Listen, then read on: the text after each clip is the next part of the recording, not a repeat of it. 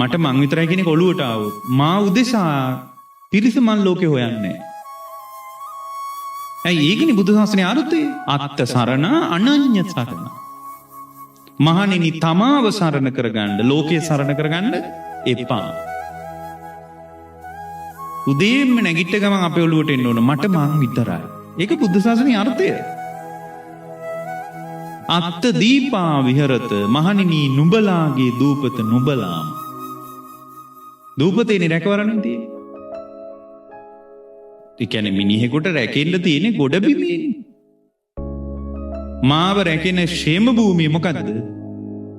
තමා තුල වැඩෙන ගුණධර්ම. අත්ත දීපා විහෙරත තමාව දූපත කරගන්න. එළිය තැන් හොයන්න එපා. එතකොට පරිස්සම්. මෙන්න මේකෙන් තමයි අභ්‍යන්තර දැන් මේ පිනතුන් අහන්නෙත් ඇතුළාන්තේ නිවාග. ඇතුළාන්තේ නිවෙන්න පටන් ගන්න වෙන මෙතනින්.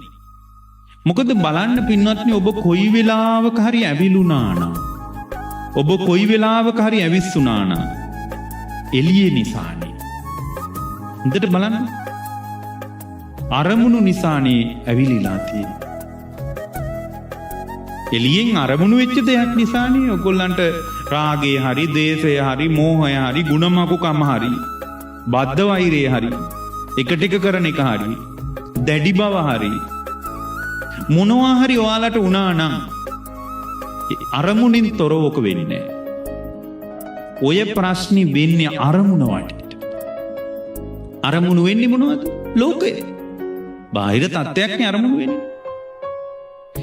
එතකොට බාහිර තත්ත්වය අරමුණු වීම ඇතුලේ ඔයාලට යහපතක් වෙලා නැහැ. අයහපතක්මයි වෙලා තියෙන්නේ. බාහිර තත්ත්වය අරමුණු වුණා නම් යම් තැනක යහපතට වඩා ඔය පින්නතුන්ලාට උනේ අයහපතක්. එහෙනම් බාහිර තත්ත්වයේ මත ਸਰව සාධාරණ වීමක් අපිට බලාපොරොත්තු වෙන්න බෑනේ. බාහිර තත්ත්වයේ මත Tamanගේ ශ්‍රක්ෂණයක්, ප්‍රවේශමක්, රැකවරණයක් බලාපොරොත්තු වෙන්න බෑනේ. ඇයි බාහිර අරමුණක් හැමදාම මට අයහපතක් කරලා.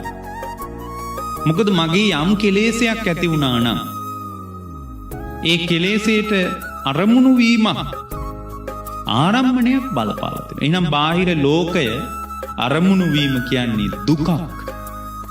සනීප දෙයක් නෙමෙයි. දරුවව ඇහැට පේන එක දුකක් පින්නොත්. ඒක ලෝකයා හිතන්නේ බිරිඳව ඇහැට අහුවෙන එක දුකක්. ස්වාමියා එළියේ පේන එක දුකක්. අම්මා එළියේ ඉන්නවා කියලා පේන එක මහ දුකක් පින්නොත්. ඒක ලෝකයට හිතෙන්නේ. අම්මව එළියේ ඉන්නවා කියන පේන එක දුකක් කියලා ලෝකයා පිළිගන්න ලෑස්ති නෑ. ඇයි? එච්චරට අවිද්‍යාව යාගේ ඇතුළ වසාගෙන ඉන්නවා. එච්චරට අවිද්‍යාව බලවත්. උදෙන්ම නැගිට ගමන්